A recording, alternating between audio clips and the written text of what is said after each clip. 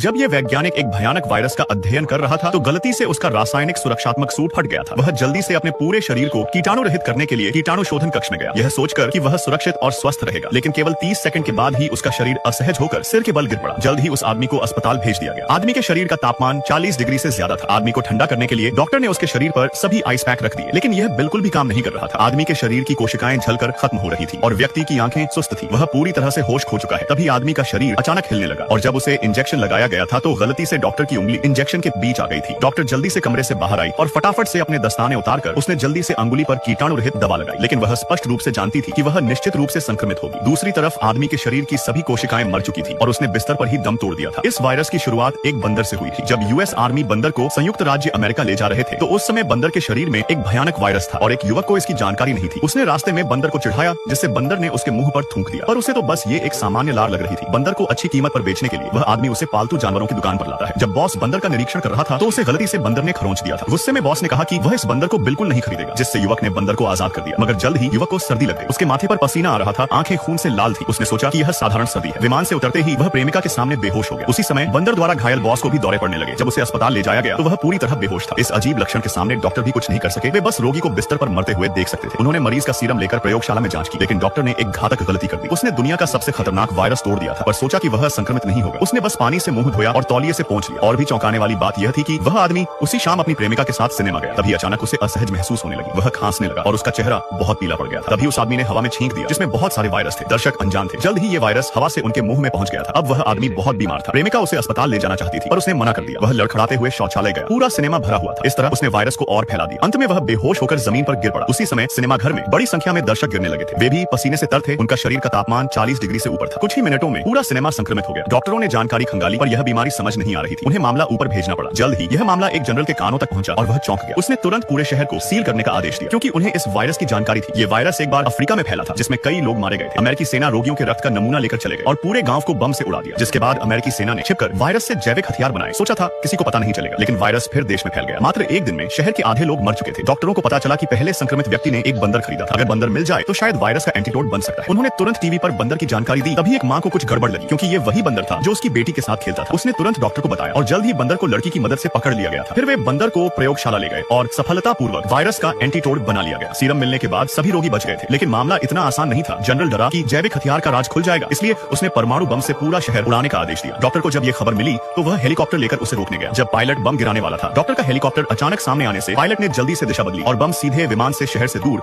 समुद्र में जा गिरा था। फिर कहानी के अंत में जनरल को जैविक हथियार बनाने के लिए गिरफ्तार कर लिया गया।